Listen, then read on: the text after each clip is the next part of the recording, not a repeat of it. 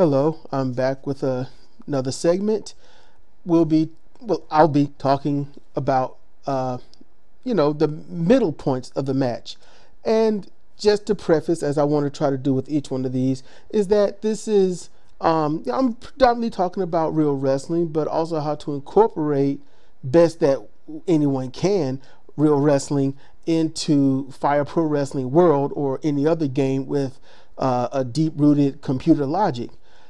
The downsides of Fire Pro Wrestling World is it's not necessarily easy to control when the middle of a match happens. You know when those moves take place. You know, you want to compartmentalize small, medium, and heavy or big moves. So when you start doing, you see the medium moves, you're like, oh, okay, obviously it's the middle of the match, or at least middle of the match enough. And that can last for a long or a short time. Real wrestling is different. Now, I'm not talking about Greco-Roman. I'm not talking about the amateur and whatnot. I'm talking about professional wrestling. And the reason I use professional wrestling and I say real is because, in all honesty, it was real. It was. It was very real. And I'm just going to go through this very short. It was very real until probably the 1930s, maybe even up to the 50s. And when I mean real, yeah, they were predetermined winners, but hitting each other, I mean, they sometimes laid in. I mean, they were like legit hits. And it wasn't so much of a, how can I say, modern day pro wrestling match by any stretch of the imagination. No, it looked like a street fight. They were street fights. They were back break you and then punch you in the stomach. There were, I did a video a while ago where one was getting pinned. He was being, the guy on top was holding the man down and punching him in the ribs. And that was a pin. It wouldn't be a pin today. I mean, he was legit punching him in the ribs while pinning him. I was like, this guy is crazy and I like it. But that's how it used to be. And there was no middle match. It was, the beginning was a fight and the end was usually a fight. And there were points where wrestling matches, when they got a little more predetermined, kind of working certain spots per se, some wrestling, the common thing with wrestling matches will honestly go 1.5 to 2 hours. I mean, every wrestling match, and sometimes there will only be 3 matches on the card because it's going to be a 5 or 6 hour event. That's what it used to be, and they would always fill the arena on those times. And this isn't what I know personally. No, this is what I listened to from a lot of the old wrestlers. Even when I went to wrestling shows and listened to them talk about when they were a kid. And I'm like, wow, because I couldn't find that. And you're not going to find that today when the wrestling goes to an arena and it's just packed. When there were multiple territories, when there was, I mean, like in one state, there might have been 2 events going on at the same time, sometimes 3 or 4. And sometimes they were invasions on those territories and there was a lot of heat for that. But even then, every arena was packed. Wrestling was regarded as a legitimate sport. It was a competition. So medium moves come from when wrestling became more streamlined because wrestlers got beat up and injured so much that they retired after 3 and 4 years because they just couldn't do it anymore. So you had to work the match more. You know, the worker had to be born and you had to go through things and be safer in the ring so you get longevity out of your talent. Now, I didn't hear that for so many times growing up, and I've only heard it one other time by listening to all these shoot interviews online. So I'm going to take some, I'm going to take solace in that what I heard was true. And when you have to work the match, you have to put on the medium part of the match. And how do you know the medium part of the match? After you do the feel out area, these are your small moves. If you're going to go game wise, these are your small moves. You poke to the eyes and and little takedowns and elbow stabs to the arm or the head or things like that. The small moves. And then all of a sudden, in real wrestling, you would see sort of the same thing: the headlock takedown, the arm ringers, the full arm drag and twist, the single leg takedowns, and the knee holds and things like that. And you see them kind of playing to the audience a lot at the time. The collar and elbow tie up and push back into the corner. That was the opening parts of the match. The medium part of the match, they started to leave that stuff alone and started going into the headlock holds on the mat, the stiff, strong style looking ones. And then the arm ringers, where they would literally hold the arm and shoulder and almost command the opponent on where to walk in the ring. You don't have a choice when you hold like that. I've been in it and I've applied it. You don't have a choice. You can fight back and they can snap your arm. It's easy. It's real easy. So also, when these wrestlers or the mid part of the match, they would start to cater to the fans in a different way. For example, when it gets into sort of the crux, that middle good part of the mid part of the match, that's when, depending upon how heavy the match is, that's when you would get the wrestlers that would kind of, okay, I know this guy can take it, and they already know it, so they'll probably get him thrown outside the ring, and then they'll get a fan to hit him. Oftentimes it would be a woman, or a kid, a teenager, or a woman of any age and a teenager. If it's male, it'll be a teenager of, roughly someone that looks like they can't do shit. No matter how old that teenager is, 19 or 17, if that teenager looks weak, then they'll, hit him, and they'll take the hit, and the fan gets something out of it. All the fans get something, and it's a big thing. You don't see that anymore. They'll take the fan's drink and throw it at them, and I'm like, that's more dangerous than the fan hitting them. Why? Because, in all honesty, you don't know if that fan has herpes or not. You don't know if that fan's been spitting in the drink. You don't know if that fan's done some other things to the drink. You never know. You're going to throw it into your opponent's face. That's nasty. I'm just saying, I'd rather get punched in the face by somebody than drink their spit, even if it's by accident. I'm just saying. So the medium parts of the match is a great transitional part, because not only is it back and forth, which is what you'll mostly see. So if you had a wrestler, at that point you might want to set that for the lowest part, not the lowest, but sort of half the lowest, but pretty high. I would say like 15 to 25 in the ukemi section, or ukemi. And honestly, ukemi is random. My best wrestlers, honestly, I set it at 50%. I don't know why it works so well, but I set the first and second at 50%, and I'll set the final one, the large, at like 10 or 15. And then if I want to be risky and see what they really do, because they all perform differently, I might set it at 5 or 3. There's my trainees.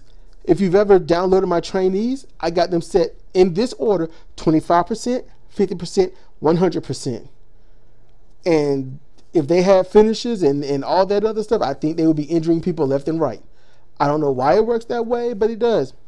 The medium part of the match is where you get to see all the throw them to the ropes and the back body drops, and the more signature moves. That's when they come out. It gets the fans right into it, because it is the build up to the final points of the match. And that's very important. Today, when you have people like, have you watched people like Will Ospreay wrestle? When do the fans pop? Pretty much on all the moves. When he puts on this finisher, the fans are still in the same level. They're pretty much the same. Oh, wow. They're kind of there, but they're not epic. They're not waiting on it. Because in all honesty, Will Ospreay has put on nothing but so many finishers that when he gets to the end, the finisher that he uses doesn't look like a finisher. Now, he's got that Canadian backbreaker rolled into an ace crusher. That's nice. That's nice. But it doesn't fit a damn thing that he's done until that point. Now, I haven't seen him in New Japan in a while, and maybe he's changed. He's young. He's young, full of vigor, very impatient, and there's a lot of wrestlers just like him. And Will Ospreay is a spot monkey. That's what he is. He's a spot monkey. Pop, pop, pop, pop. What does he got? What does he have in the middle? What does Will Ospreay do at the medium parts of the matches? I mean, can you really point it out? How do you know when he's hit that midpoint? You can't tell, because all he got is spot monkey and then getting beat on. You know, am I knocking Will Ospreay? Yeah, I'm using him. I'm making an example of him. Yes. But do I like Will Ospreay? Yes, I do. I've seen him put on a technical match, and I've seen him space out those moves. I've seen him do it twice. And I'm going to be honest with you.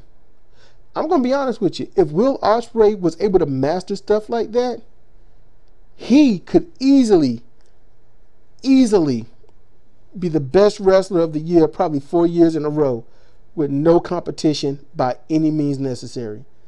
He could be the absolute most dynamic wrestler you've ever seen if he had learned to space things out. And when I watch wrestling, I don't see a midpoint. When I'm watching Fire Pro Wrestling World, I'll see a lot of people that do their wrestlers and they don't have midpoints. They'll start with the gorilla clutch. That's a small move for some reason, and that's the inverted Texas clover hold and body scissors. That's what that move is, the gorilla clutch. I forgot who innovated it. They'll start with that, or they'll start with the scorpion deathlock. Now, granted, like I said before, Ricky Choshu, he will definitely use the scorpion deathlock at the opening of a match, but he innovated the move, and he didn't have many moves. And he would use it as a wear-down hold, and he had 3 versions of it. He had 3 versions, and the first one was just the normal one you see. He had the ankle lock, he had that ankle lock version, and he had a serious wide base ankle lock knee torque version. He's injured maybe 2 people legitimately with that. So that's awesome. But I mean, it's awesome that he can do it, not awesome that he has done it. I like to see the wrestlers come back and wrestle. They got to feed their family, you know. Wrestlers gotta eat. And you know who taught me that? As crazy as it is, it wasn't a wrestler, it was Mike Tyson. Mike Tyson taught me that. He said when we get a wrestling, well, not a wrestling, but a fight, when you want to fight me and want to fight you, that's us putting food on our family's table. Because if you don't fight me and I don't fight you, then you don't make money and you can't feed your family. You can't feed you can't pay your bills. So turning down the fight is basically saying, I don't want you to eat. I personally do not want you to take care of yourself. So when he said that, that struck home for me. That hit a lot of empathy in a lot of areas that I had no empathy in because I didn't even know about those areas. I naturally have a lot of empathy. So I get pissed off when somebody messes with me or somebody else unjustly. And I don't really care to have any control over myself because they've clearly not shown control. Just like people that make up these wrestlers in the game and they just throw moves in and throw moves in and throw moves in. Like when I made Spot Monkey, his nickname is All the Best Moves because nobody understands transition. Transition is important. I might talk about that later. Transitional moves, not always what you think. But I was wanting to keep this at medium moves. I wanted to make sure that everyone had an understanding that medium moves keep right to the center of the match. Your Irish whips and all that, those other things. And it's right there waiting before those big moves hit. Just like in real pro wrestling, right before they get to those final 5 or maybe 10 minutes of the match. Sometimes 20, depending upon how big the match is and how well they are with the basics. Because even basics can make big moves, those finishers, look even better. Think about this important step as a basic. One basic thing, the toe kick. How many times you've seen toe kick, stunner, toe kick, power bomb, toe kick, Death Valley driver, toe kick, Kodomi Valentine. You see these things. Simple toe kick or a rake to the face. You know, even Yano with the low blow and then roll up. Little things. And yeah, the low blow is a basic, you know, just as well it is expert. And you watch, if you ever watch Joshi wrestle, watch him in Japan. The Joshi, they put a toe kick in like nobody else. I love the way a Joshi toe kick, man. They try to kick through your spine. I like that. I hope this has helped. I'm going to end this, and if you've got questions, please ask them down in the comment section below, or ask them on minds.com. Any of my social media will be in the link in the description below. All right. If you just want to call me out on something, if I made a mistake, hey, I'm always open to criticism. I can't get better if you can't tell me what I'm doing wrong. I'm just saying. And no matter what I've said so far, listen, I need to say this every video. Nobody's doing anything wrong. You're just doing it different. That's all. All right. Play the game the way you want to play it. Your money, your time, your energy, your way. That's it. This is just my experience and what I look for when I play the game and when I watch others play the game. And, you know, I'll see spot monkeys, but you know what? I enjoy it anyway. So, you know, have fun. All right. This is Cedric for CR Wrestling Commentaries, CR Fire Pro. Good night.